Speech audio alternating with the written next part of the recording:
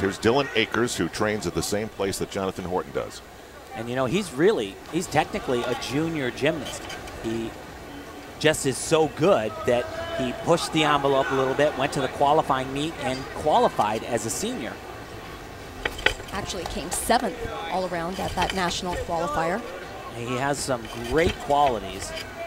Tremendous underbar work on parallel bars. A little bit of a form break on that Stutz.